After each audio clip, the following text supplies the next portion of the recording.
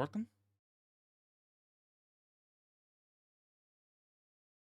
Okay, we are live. Welcome back to the channel, everyone. Apologies. Did attempt to stream literally about 5 minutes ago. It just kept freezing. So we're back now. We're talking about Marcus Rashford. We're talking about Bruno Fernandes. We're talking about Manchester United versus Newport. Bart is on there. Hello. It is good to see you, Bart. Thanks for joining in. Yeah, look, I had some problems on the other stream there. I don't know what happened. It kept freezing. Something to keep an eye on, I guess. So I want to get talking about Rashford. Look, as we know, we all know the full story by this point. He went out in Belfast on what is believed to be Thursday night. On Thursday night, he went out in Belfast. He missed training the next day, and that was pretty much the top and bottom of the story. He was out of the squad for the Newport County match, and then today there was big crunch talks between Marcus Rashford, his agent, and his brother Dwayne, and Erik Ten Hag at Carrington. So this took place today. Now look, a lot of people and a lot of stories are out there at the moment. Now what I want to give is an absolute clear indication that a lot of what you're going to see is a massive pile-on within the media, within certain sections of the Manchester United fan base, and this is something we will see throughout the coming days and weeks with this story, because now Marcus Rashford will have gone to an unprofessional player, a player nobody wants, a player who's disrespecting the club, and a player who shouldn't be playing for us under any circumstance. You will see fan bases, you will see certain outlets saying that people like Facundo Pellistri should be playing instead of Marcus Rashford. Let's not kid ourselves here as well. Just because the BMW isn't working doesn't mean that we go and take the bus. We are still Manchester United. But look, Marcus Rashford has been a player who has really divided opinion for a long time. I think there's a hell of a player in there. I really do. And he doesn't score 30 goals last year if he's not a top player. He doesn't score 25 and 23 the seasons before if he's not a top player. I think he's there's mental problems with Rashford at United. I think it's a psychological issue. Not that he's mentally ill, to make that abundantly clear, but in the sense that I think it comes down to these big drops in form, which tend to go on for a long time before eventually something manages to drag him from where he was again. Ronnie's down there. Do you think we are going to keep him? I think we are, and the reason I think we are is because he got a massive contract last season. Let me quickly do a poll here as well. Got a massive contract last season, and he's on a lot of money, and the latest reports are that he is set to the interest from PSG, which had been there, has now expired. They're not interested in him anymore. They have other targets, so it might not be. Bart says, hello, I hope you're good and having a good evening. With Van Dijk having doubts about his future in the post-Klopp era, United should go in for him as he is a leader extraordinaire, speaks English and Dutch, and an upgrade winner, and looks good in red. I mean, he's a top player. Bart says Rashford could be completing 10 seasons on the first year. He signed a new deal not that long ago, crucial to the financial side. Local lad bleeds red, entering into his prime. Look, that's what I want to say. I'm agreeing with what Bart is saying. I think when you look at what Marcus Rashford can do, if you get Rashford back onto the form that he should be on, the level that he should be operating at, the player like you have there is so much better than pretty much everybody else at this club in terms of the financial side, sorry, in terms of attacking side. And look, he's a financial plus at the club, even if it is a big contract. Look, I will say this: I don't think he's had a good season. I think he really needs to up his game, and I think he needs to up his performance level. I don't think that's controversial to say whatsoever. And I think you can criticize the player's performance. You can criticize him going out last week to a nightclub, which he probably should not have been doing, not when he had training the next day, not when we had matches at the weekends. If he did it during an international break, yeah, no problem. If he did it during a break in the season, yeah, no problem. But it's not good timing from him. And I think there's the correct position, or the real position, is always going to be somewhere in between what we're seeing from either end of the spectrum. On one end of the spectrum, you have fans out there who are backing Rashford to the hilt, and he can do no wrong. And on the other, you have sections of this fan base who would rather see Marcus Rashford released in the morning and never kick a ball again, rather than admitting that he might be a good player. But look, I think really what he has to do is go out and take a look at himself. I think he needs to decide whether or not Manchester United will be his long-term club. And I think these are conversations we need to be having. And I could see a future where he goes. I could see a future where he's moved on. I think it's a small, very, very small amount of clubs who could actually afford to take Marcus Rashford on at this point in time, in terms of the wages, in terms of the fee United would want. And I think that alone is going to make it a very a very hard player to sell. I think that's going to make it a difficult proposition for him to actually leave the club. And I would be surprised if this summer he does leave the club. And as badly as some people want it to happen, don't be annoyed when it doesn't. And that's what I would say. And if Facundo Pellistri, for instance, gets sold, which probably can happen because you have a 22-year-old there who hasn't scored a single goal in football yet, don't be annoyed then that Marcus Rashford's staying. Don't be annoyed if Amari Forson goes and Rashford stays, or if Anthony goes and Rashford says, look, you're seeing it across the fan base, you're seeing it across the board with a lot of these players getting a lot of protection from some people within the fan base. There's definitely other elements at work at times here as well. That's something I would reiterate. Jarl is down there. What would the club want to buy? Someone has performed like Rashford has been doing this season, and now with personal issues, clubbing and being late, this was his third strike. He will be stuck with this guy for 5 years because he's on crazy money. That's also very true. He is a very hard asset to sell. He is on a lot of money every single week, £325,000 per week on a 4 or 5 year deal. It is a very hard asset to sell. There is not many clubs in world football can afford that amount. And you would have to guess, you would have to assume that Manchester United would not want to sell him to a Premier League club. So outside of that, you're looking maybe at PSG if they're still interested, which it looks like they're not. Real Madrid, probably not interested. They're pretty well stacked in terms of players who operate from the left-hand side. Barcelona, you couldn't trust Barcelona to have the money to pay for a middle deal, let alone Marcus Rashford. Then you might have some Italian clubs. Are those moves he's likely to make? I doubt it. I don't think Bayern Munich's going to go in for him, even though they might be moving on Leroy Sané this year. I don't know if they're going to go in for him. I can't see them spending 80, 90 million pounds 2 years in a row. Liman is down there. Bart commenter, distasteful. Van Dijk, no way comes to United. Stop overhyping Rashford. Liverpool will never buy Rashford. I think Rashford's a very, very hard sell to a lot of clubs, and I don't think a lot of clubs can afford him. And I think that is something we need to realise is when we hand out £325,000 per week, it has to be to a player who is going to be performing at a good level for us for a long time, and there can't be these big dips in quality and big dips in performance, and it's just completely unsustainable to hope or expect so. Look, guys, get those thoughts in down below. I did have a poll going on the first stream before we froze. I've quickly popped up a keep or sell one there, but just let me know the thoughts on that one, because I think on one hand it's really easy to say we want to sell Rashford. I think it's another hand to actually go out and sell that player, and really I think we're going to have such an upheaval in terms of the squad anyway, that a lot of changes are going to have to be made at some point. Jeremy says drop him.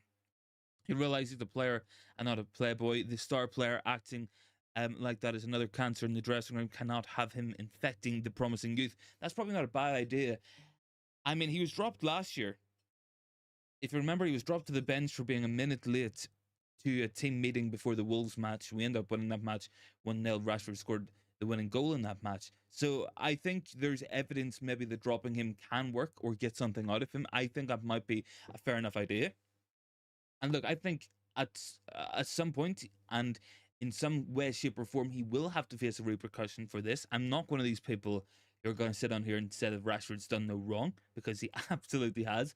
But I also don't think we need to jump down his throat as much as some sections of the fan base are, as much as some sections of the overall media are as well. Look, a lot of it is very, very, very heavy-handed at the moment. Ronnie says, sell him to the clubs from Saudi Arabia. They'll be able to afford his wages, and they'll give us good money. Go play alongside Ronaldo. Other clubs like PSG will only clubs like PSG will buy a player with such behavior. Like that I think is probably another very good point. I think it's going to be someone like PSG ends up buying him if he goes. That's if he goes. It's not a guarantee. It's not a promise. There's no actual guarantee that Marcus Rashford leaves this club. I think you still have one hell of a player in there. I think you have such a job to get a lot out of this attack, and we will get to that in just a moment when we look at last night's match and some of Bruno Fernandes' comments afterwards.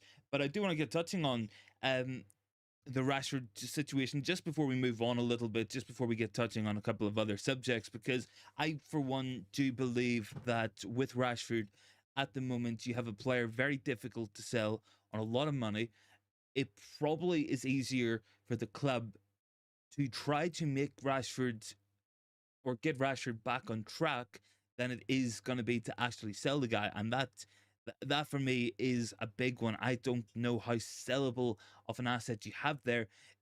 You have a valuable asset, but is he sellable? That's key, because clubs will look at the nightclub incident. Clubs will look at his form across this season. Clubs will look at his wage demands. Clubs will look at his performances and say, why should we pay £80 million for a player who has scored 2 goals so far this season, who the season before scored 30 goals, but then the season before that scored 5, and before that was 24, and before that was 23.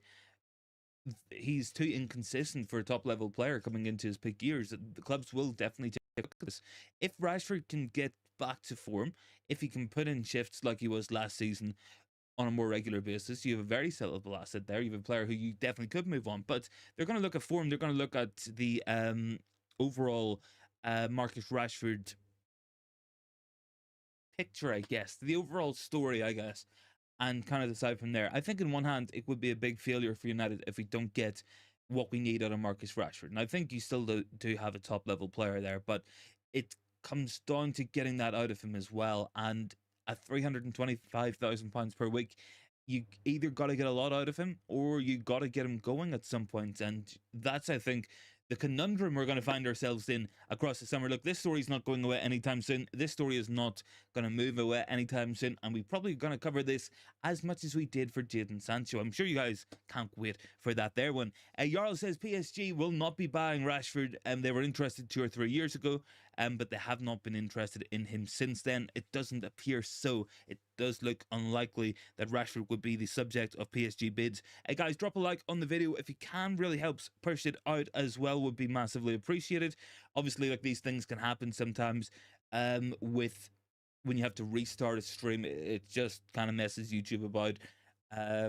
Yeah, it just kept freezing on the last one. I'm sure some of you guys were there for that. So I want to move on to what Bruno Fernandes was talking about as well. So Bruno was kind of talking about the greed of some of his teammates. And now Marcus Rashford was not on the pitch. I know he's got a lot of accusations and a lot of complaints about being a greedy player across this season. And yeah, I get that. At times he has been frustrating, really has. But I think last night was a key example of it. We had Anthony, we had Garnacho, constantly trying to go for goals when others were in much better positions. Rasmus Højlund especially. Mike the Red said his wages are too high. I would agree with that as well. I don't think anybody should be getting paid £325,000 per week, regardless. I just don't think anybody should be getting paid that much. But I will also say as well, I think that was too much to pay Marcus Rashford after one season back from a big drop off in form and overall production in terms of goals and assists as well. So I think, yeah, look, we got a lot of decisions to make. I think when you give players that amount of money, you have to make sure they're gonna be worth it. Erling Haaland will be on that money, but he's worth it. Kevin De Bruyne will be on that money, but he's worth it. Mohamed Salah is probably on that money, but he's worth it. Is Marcus Rashford worth it? Big question marks. And I think you can run that the entire way through the squad. I did that in a video actually a couple of weeks ago for the top earners, and a lot of players who are on that kind of money at this club are genuinely not worth it. And that's a big problem with us as well. Jeremy says, imagine a world where we can just focus on football. Crazy. It would be. This is the joy that other clubs have actually had. I actually had a friend of mine, he's a big Liverpool supporter, and he texted me and he said that he's genuinely fearful about what's going to happen to Liverpool, looking at the absolute mess and disgrace that Manchester United have become on and off the pitch and the constant circus surrounding us. He fears the same at Liverpool. Ronnie says, how many chances are United going to give him? He's already had 2. If it's 3 strikes, you're on your way out. I would agree with that as well. I mean, there does come a turning point where a point of no return, I guess, is what is maybe better described at. But I would agree with that as well. I do want to get talking about what Bruno was saying last night, though. He had said that teammates were greedy, that they were looking out for themselves, looking to get goals. It cost us a 3rd goal. It cost us a potential 4th goal in that first half. And from there, Newport County got their way back into things. And look, last night was not a good performance. We should not be struggling at all. If there was 6 goals to be scored in last night's match, we had to be scoring all of them. We really did. So some of the stats are pretty damning. I know not everybody is a big fan of stats, but here's one for you. Rasmus Højlund has scored 8 goals this season, and 5 of them have been without an assist from a Manchester United player. So he's had to make 5 goals by himself, either rebounds, either winning the ball off people, or doing it all on his lonesome. None of his last 3 goals have had an assist either, which is a real big issue there. And some of the quotes from Bruno Fernandes really do reflect that as well. He says we have to try win the FA Cup, but um, he had said not the result we wanted. We wanted to win, but with a different score. And he just said there's a lot of issues there. And I think we've seen that across the season. A lot of our players can be greedy. A lot of them can be stingy. Mike the Red said Rashford is better, thinks he's better than he is. I would agree. I think a lot of players at this club do. I don't think he's the only one. I think a lot of players think they are someone when they haven't actually achieved anything at our club or really at other clubs as well. Um, but certainly, look, greedy players has been an issue and has been part of the reason why the forward line hasn't been firing. Look, I know Bruno's not going to come out and criticize the tactics, but I think tactically we're getting a lot of it wrong as well. Um, but that's a story for another day, and that's a story for another video that we will get talking about as well. But yeah, look, some of those quotes are very interesting from Bruno Fernandes. I'd like to see a club captain come out, not afraid to have a word or two about the performance levels on the pitch. I'm not, I'm really happy to see that there. That's Bruno Fernandes stepping up and speaking out as well. Um, but yeah, look, I would agree with um I would agree with what he was saying. I've got a quote here as well. Ten Hag said, "We controlled the game and we went a little bit slower. We had a chance to go 3-0, and we weren't eager enough with our passing." I think that's Ten Hag saying the same thing. But Bruno Fernandes certainly agreeing with it as well. He's just living. He's just living off scraps, and it's not ideal. And that's something we do need to work towards. And we need to have a better team that's going to be looking out for each other and going to be trying to find each other with these passes, and that's going to get ourselves more goals. And that's ultimately what's going to be key for Manchester United moving forward in this season. FA Cup's pretty much the only thing we can do in terms of winning a trophy throughout this year. I just think that we are going to struggle with it, and we go in the next round to play either Bristol City or Nottingham Forest, and who knows what's going to happen there. Nottingham Forest have already beaten us at home this season. Anything is possible. Bristol City beat us last time they played us too. It was a 2-1 under Jose Mourinho. I don't know if anyone remembers that match. But yeah, look, it's certainly an issue, and it's not the first time we've been highlighting the lack of service to the strikers. It's not the first time we've been highlighting wide players and attacking players not passing the ball either. As I've said so many times already, there's been several matches this season where Højlund has received one pass from our wide players as well, and that's in an entire match. That's Højlund only receiving one more pass than you or I watching at home or watching in the stands. Isn't a good sign of us actually doing bits or having a functioning attack. I do have some of the quotes here from Bruno as well. He's not happy. Bruno Fernandes had said, "We wanted the win. We got it. The result was not perfect for us. We have to be more focused and kill the game off right away.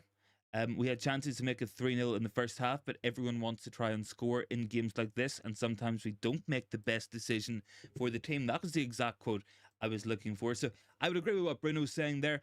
And does Marcus Rashford feature into this? I think when he has played, certainly there has been accusations of Rashford overrunning things.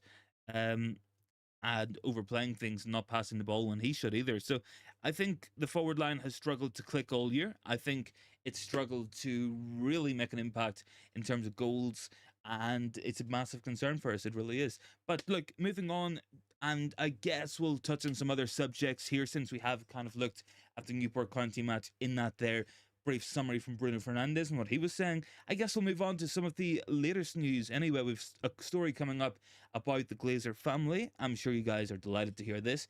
Coming in from Martin Ziegler, 6 members of the Glazer family stand to make around 100 to 150 million pound each from the sale of the 25% stake in Manchester United to Sir Jim Radcliffe, and that is expected to go through sometime this week, be voted on officially, and that will be done.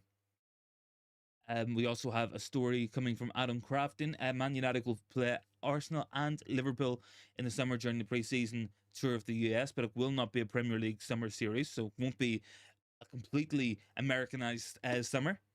Mike is down saying, don't forget like to share. Yes, guys, if you can like and share, that would be really helpful. Jarl says there's always a dream with United. Sometimes there's always a drama with United. Sometimes it's good, sometimes it's bad, and I hope next week will be more quiet. And Bart says it's a personal issue, or players have down tools. There's definitely issues across the board, and you will have some players in that dressing room who have down tools. You will have some players who are still trying. You will have players who are in bad form, and you'll have players who are playing as well as they can, and they're just not good enough. That's the kind of mix we have at the moment. Um, Looking at some of the other stories from today, some of it is interesting. I'll quickly run through some of it anyway. Um, what have we got here? I think we had something regarding Facundo Pellistri. Yes, the agreement between United and Granada for the loan of Pellistri is now complete. The green light from Ten Hag is still missing to proceed with the exchange of documents before the player can go on loan. So Pellistri is about to leave. I think what Ten Hag's kind of doing here is probably taking a look. Am I going to be out without Marcus Rashford for a lot of the season? If so, he might end up keeping Pellistri in the squad. Personally, I can't say that I'm really for that. I think you should just loan Pellistri regardless, because look, everybody knows my feelings. You've got a 22-year-old player without a goal in senior football there. Um, Jarl says, sorry, Bart says as well, United need proven people behind the scenes. Sheikh Mansour would be my pick for the United ownership. Man, are we doing some trolling, are we? United should not.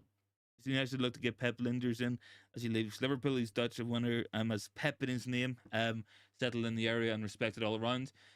I think we got our own idea anyway. How far ahead are City off the field from United? City on and off the field are leagues ahead of United, and we had Richard Arnold, our CEO, said that we were pretty much on an even playing field with Man City at the beginning of the season. So the delusion with from within has always been a killer at this football club. Thanks very much for 12 likes as well, guys. Have some interesting stories I want to run through as well. One of those players being linked heavily to United in this summer transfer window, of course, is Michael Olise. And Roy Hodgson, the current Crystal Palace manager, has been saying it will be a sad day for the club when he leaves. The club want to honour his contract and would want to build a team around players like Olise, but ultimately it will be up to him to decide what to do with his future. This comes in the aftermath of stories coming from the weekend, basically confirming that Olise prefers a move to Manchester United ahead of Chelsea, two of the front runners for his signature in this window. Personally, I like Elise, but I think there's better options out there for what we need tactically.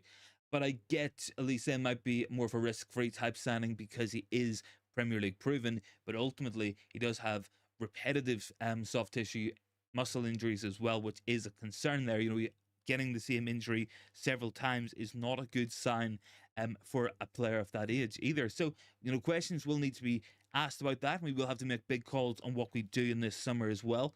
According to The Sun, Rashford is facing a fine of 2 weeks' wages worth £650,000 per week. Probably more money than I'll earn in my lifetime, but it is what it is. And I guess we had an interesting story that has since disappeared from Amad Diallo liking a tweet saying that he should be playing for Manchester United. Bart says British players in the Premier League are overpriced. Look how much Mount went for. Get English guys from below the pyramid or through the academy. I think, yeah, I think you do pay a premium for English players. I think there's a logic to buying from the English footballing period anyway, though. Sorry, pyramid. Even if it is French or Dutch or Spanish players, whatever.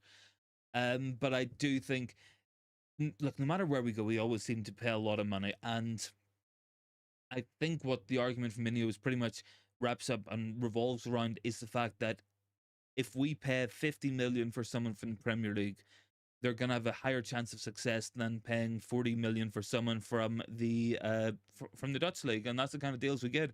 Emperor Jerome is down there. Long time no see. Hello to you, man. Thank you very much for joining in. Welcome back. And Jarl says even with the 115, well, 107 cheating charges City got, they still have a solid club in every area. 8 charges are just for City not submitting their records to the league. Yeah, look, I would agree with that as well. You know, that they are still probably one of the best run clubs off the pitch, despite what happens in court as well. What have I got down below? I think I said a comment popping in from Ronnie. Uh, do not, sorry, V do not know what you think of him, but I would love Brentford. Ivan Toney. Yeah, I mean, look, I think Tony's a good player. Mike says let's get 50 likes. I don't think we'll get to 50 likes. Sometimes YouTube doesn't like when I have to restart a stream and it doesn't go out as far. It just happens all the time. But it is what it is. It's one of those technical issues. Can't do that. I'm not too bothered. But yeah, look, going back to what Ronnie was saying, I think Ivan Toney's a good player, a really top level one. I think he looks destined to stay in London, potentially at Arsenal or even Chelsea. It could be potential destinations for Ivan Toney, but I do like him as a player, and I think there's one hell of a player there at the right kind of age as well to be a complementary profile to Hoyland. It's just how much Brentford's going to want. Is it going to be £100 million? I can't justify that whenever we need so much in this window. I know we're going to spend big, but I think we need to spend on quite a few players as well to get a functioning team. Barca, someone from Enzo Maresca's Leicester side that are sweeping the championship. We could do, but the problem is I think Leicester are going to keep hold of a lot of those players because they're probably going to go back up again, so they might want to stick around. I do have a list of players I do like, and I am doing a video on them at the minute. I'm just going through the research point at that there time, but some of them are genuinely kind of exciting players. We'll be watching out for them. Names like Matthias Sule or Bakayoko potentially. We're also maybe looking at players like Jared Brandtwaite, Amadou Onana from Everton if their financial difficulties continue to grow. So keep an eye out for some of those players for sure. But I have an interesting story coming in here from Jack Talbot. Now, Jack Talbot has been talking about Ineos and the upcoming transfer window. This is what we want to be talking about. This is exciting stuff, the footballing stuff. Ineos have replacements in mind for Erik Ten Hag at the end of the season, although no talks are underway. Radcliffe's Ineos consortium is baffled by the recruitment in recent years and believe a fresh start is required in the summer. There are major concerns about players who have been brought in by Ten Hag, and even more so why they were choosing. The ambition is to strip the Dutchman of most of his power when it comes to transfers, with a lot of his deals tending to go through the SEG agency. Ineos would prefer to have a complete overhaul of the transfer structure. Look, this is something we've known was coming for a long time. This is why we're seeing Dan Ashworth linked. This is why we're seeing Paul Mitchell linked. This is why we're seeing Marco Nipe linked. That's why we're seeing a lot of these top level directors. I suppose you could put Dougie Friedman in there, but that has gone a little bit quiet in recent weeks as well. But that's why we're seeing a lot of these guys linked. We want to overhaul the transfer strategy. And yes, it absolutely makes sense to give a manager what he wants on paper. But when that happens to too much of a degree, you get what we've had with Erik Ten Hag signings not working out. So I think what we need is club signings. I think what we need is players brought in to fit the system. And that's ultimately going to be decided by the sporting side of the club. They're going to decide how we're going to play. And they're going to go to the manager and work with the manager, not just get a shopping list from the manager. And I think that's key to all of this as well. So that's an interesting one. I might do a video on change in the transfer structure of Man United and how we're going to be adapting in time. Look, you're going to see a lot of stories come out tonight about Marcus Rashford, and this is a story that's going to go on for a long time. And look, we know the usual suspects. If you don't know already, Bart has been banned from most of these YouTube channels for it, but I think I might just leave it as a one and done for Rashford. I don't know if I want to talk about this tomorrow. I don't know if I want to talk about this unless there's major developments. But you will see stories float around for weeks now in the Gutter newspaper, from some of the fan channels on Twitter. You're going to have people all over the show having shots at Rashford because it's another easy target. It's another easy one to go for. It's another easy one to pick out. It's another easy one to have a dig at. And they always want to have a dig at Manchester United because we're the ones who get the clicks, we're the ones who get the likes, we're the ones who get the sales of newspapers and whatnot. This is stuff we have known for a long time, but we're going to be seeing this a lot in the coming weeks. It's going to be the same as Sancho saga. This is going to go on for a long time. And I'm kind of done with it already, to be honest. But I did have an interesting update anyway coming in from Fabrizio Romano. Now, look, I wouldn't listen too much to Fabrizio's his analysis of this player because it's not kind of an accurate reflection of how the player plays. But it is a player I did talk up to you guys last week as well. So, talking about Joshua Zirkzee from Bologna, A fantastic talent, a very talented player. In my opinion, United might need a different type of striker, someone who's more ready to make a difference in the box. Xerxes reminds me of Zlatan at Ajax when he was scoring 8 or 9 goals. But Manchester United are definitely interested in Josh Xerxes, and they are looking at him apparently. Romano has also said if United do end up getting their top sporting director target Dan Ashworth, due to his commitments at Newcastle, it likely won't happen until the end of the season. We know this already, but work will be done in the background irregardless. We do have some other small stories coming out that we can have a quick run through. A lot of it is just pretty common sense. We're not going to swap Wan-Bissaka for Denzel Dumfries. That's not going to happen as well. There might be a sale of Wan-Bissaka in the summer window. Facundo Pellistri basically a done deal, just waiting for sign off from the manager. We know that already. PSG do appreciate Rashford, but it's not likely to be a deal that can happen this year. United's main striker target, Sergio Guirassy, wasn't an option due to FFP restrictions, and his release clause is not able to be paid this month. That's another one.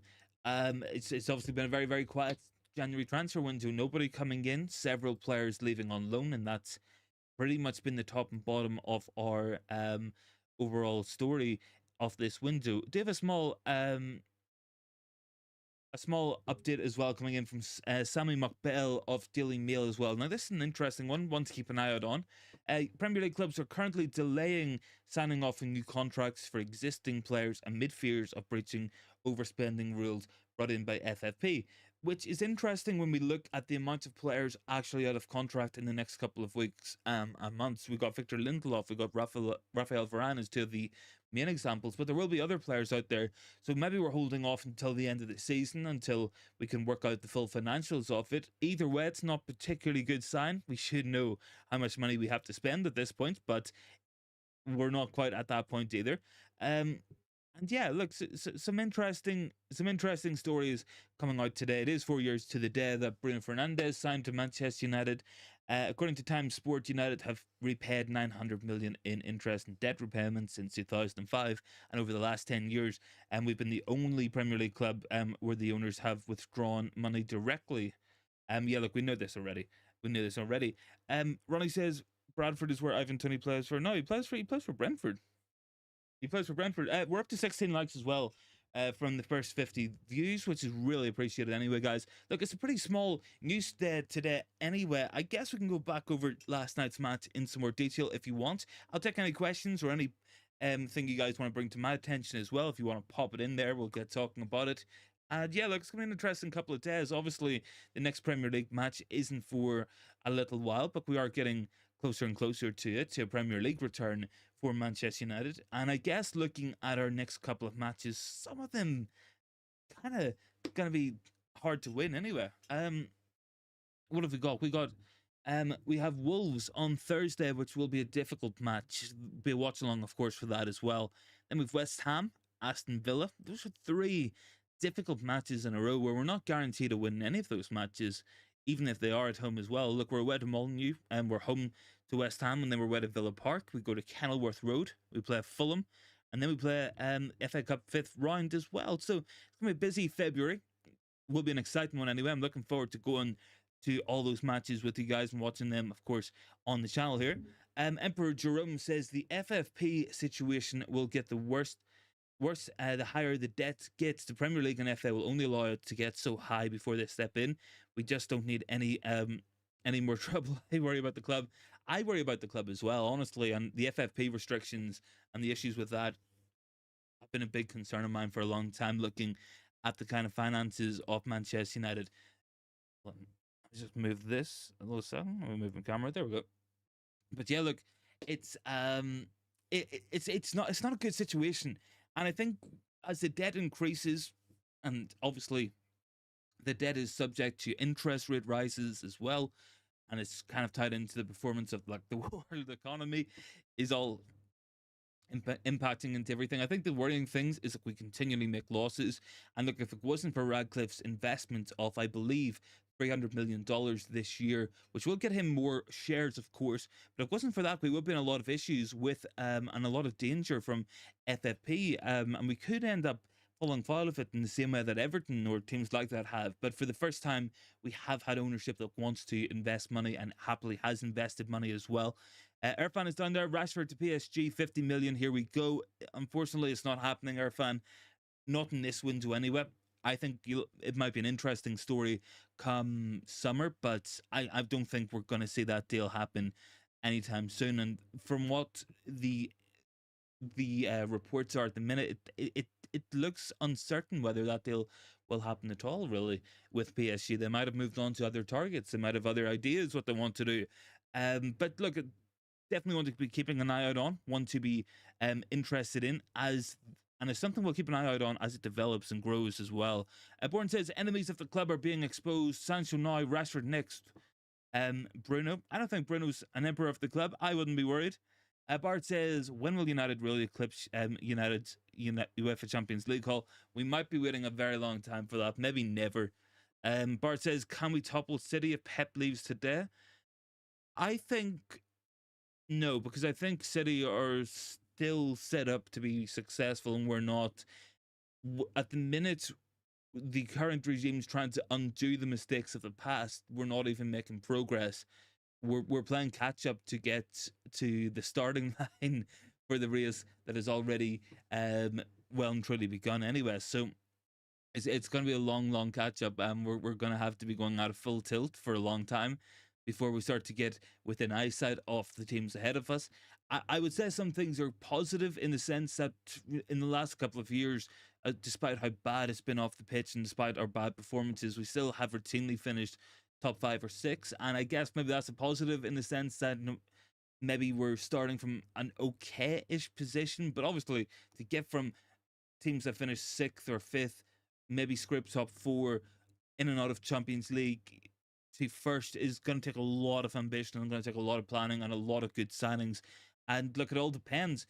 If we go in the summer and we buy 5 players who come in and improve the starting 11 and they play really well, and we go into season 2, we buy 5 more players who come in, improve the starting 11 and the squad and play really well, you might find yourself like you can compete for the league in season 2. Not guaranteed, but then you basically have to go 10 from 10 spot on signings. And that's kind of what Liverpool did for a long time. Some of their transfer record under Jurgen Klopp was absolutely fantastic, and that's how they managed to really grow quickly as a club. Let me just quickly pull up some of these because this is what a good recruitment team can do for a team. Now, look, obviously, Liverpool have excelled. They have absolutely excelled in terms of their transfer dealings for the longest time. Recent years, maybe been a little bit more hit and miss, especially after Michael Edwards had left the club. But a lot of those players signed complete hits. What have we got here? Virgil van Dijk, Alisson, Fabinho. You're probably looking Salah there. You're looking at Sadio Mane. You're looking at Wijnaldum, Thiago. All these players really came in to Liverpool one after another, and it kind of really quickly overhauled what they had as a team. They went from having a midfield with Steven Gerrard, Joe Allen, and like I don't even know Jordan Shaqiri in there, to having Fabinho and Henderson and Wijnaldum. Went from having I don't even I don't even know who was their striker back then either, like Mario Balotelli or Fabio Borini, to having Firmino and Mane and Salah just one after each other, after another, and that's the big things there, and that's what we've got to get back to doing as well. Who will win more Champions League in the next 30 years, United or Newcastle United? I still think Manchester United. I still do. Irfan says Lautaro Martinez, Victor Osimhen, Victor Boniface, Ollie Watkins, Ibrahim Sangare, Barella, and Esteban and Theo Hernandez. We're signing a lot of duplicate players there, but I would definitely take some of those. And Bart says, we're United, ever the biggest club in the world. You're asking big questions there, Bart. It all depends. You know, you could look at United. I would still say, regardless of form, regardless of the performance on the pitch, the 3 biggest clubs in world football are Manchester United, Real Madrid, and Barcelona. You can probably put them in whatever order you want. That's what I think the 3 biggest clubs are. And those are the 3 biggest globally known brands. Look, make no mistake about it. As bad as this club has been, as bad as we have been on the pitch, as poor as we've been off the pitch, as much struggles as we have had in the last 10, 15 years, under a proper ownership, there is genuinely a force here that can come back relatively quickly from where we are. If you put another club in the position that we were in, they might never come back from it. And that is true. But this team are almost too big to flop, almost too big to die, almost too big to fully go away. And I think there are certain teams who are able to come back from that. I think even whenever you've seen like AC Milan winning the league in the last couple of years, they kind of came back from it. But it is still the Italian league. You've seen Real Madrid come back from the ashes, and several poor seasons in the late, I guess you call it the late early 2000s, kind of like 2005, 06, 07, 08. You know, they came back from that. Barcelona came back from long periods without success. I still think this team can come back. Liverpool came back after 30 years without a league title. I still think we can do it. Emperor says Liverpool and Bayern. It's Bart says no, no, but as a football club performance on the pitch matters the most. It does. It absolutely does. But we have the revenue, we have the income that we genuinely can go out there and do unbelievable things. I think we are the one of the only clubs in the top 5 biggest earners in terms of revenue who didn't win a major trophy in the last 10 years. And that's solely on the size of the club. And that's without trophy money. That's without that kind of bonuses that you will receive for winning that stuff. So absolutely, I think there's still a team here, there's still a club here, and I think once it gets going, I think it will be hard to stop. But it's getting it going. It's getting it going in the right direction, and we've had a lot of false dawns, a lot of false promises, and a lot of um, people saying we're back over the last 10 years, and it's never really came to fruition. So I'm always going to be on the skeptical side. I'm always going to be on the let's wait and see how we do side. I'm always going to be a guy who's going to say nothing's guaranteed in football, but I do think we'll be back at some point. I think it just comes and goes, swings and roundabouts, and eventually we will be a competitive team. But I think the league's different now. I think you've got to beat more top quality teams to win the league, and that kind of success isn't guaranteed. I don't think we go back to the Fergie days of winning 13 out of like 20 Premier Leagues available. I don't think we go back to that personally, but who knows? Irfan says Madrid, Bayern, and Munich and AC Milan. We've only won 3 Champions Leagues. Yeah, I mean that's true, but there's other things as well that will go into determining the size of a club. Other than just Champions League success as well. But obviously, I would like some more Champions League. I think everybody would. I think absolutely everybody would. Let me check the stream here as well. Emperor says Madrid have about 14. It's madness. Yeah, it is. It is. It's genuinely insane. Irfan, United is the king of the Premier League. We are for now. I would say we're kind of the sleeping giant, but maybe we're going to wake up at some point. Hopefully, Ineos can be the alarm clock that we need. And then from that, it's just nothing but hard work and just has to be constant improvements over a long period of time to get us back there. But look, we're going to find out. It's going to be an interesting ride, and I'm looking forward to covering everything here on the channel, of course, over the next 10 years. Who knows? Maybe we're going to win something big, and we'll be here to watch it on the channel unfold before our very eyes. Maybe that's something we can look forward to.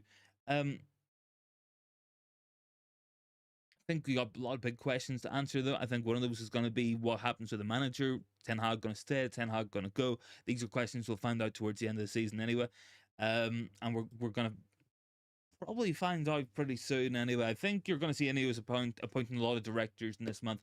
I think plans will be drawn up, and I think they'll know what they're looking to do with Ten Hag in the long run. Irfan says 13 Premier League win. Yeah, 13 Premier League wins is very good, but it's all about getting that 14th. It's all about getting the 21st league title. The 20 before, yes, great to have them.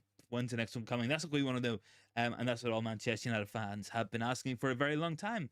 One more comment coming in from Bourne says getting rid of the mediocre players will be #1 priority rather than signings. Phil Jones is a role model to these players just getting paid to do nothing. I would agree with that as well. I think getting rid of the players that need to go is as important as bringing in the players we need as well.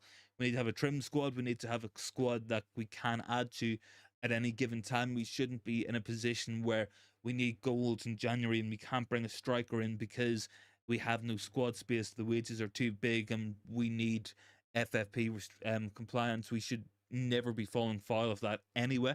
We should be in a position with the sheer amount of revenue we make. Like, we're literally making record revenue on last year, a record first quarter. and we're still making losses. Like, the money is coming in, we're just spending too much money on the other end, and that's our big problem, and we've got to fix that very, very soon. Look, guys, I think we're going to leave the stream here. It's good to have got the 45 minutes done without any more freezes or anything, so that's good to see. There should be some short videos up tomorrow for you guys to enjoy. Make sure to check those out, and I will be live again tomorrow night. It will be the normal time of 7 p.m. Had to do an earlier stream tonight as well, just because I have to run now. But thanks so much for watching, and guys, have a good Monday, have a good Tuesday, whatever you guys are doing. If you're working, if you guys are off, whatever, make sure to have a good one, and I'll catch everyone tomorrow.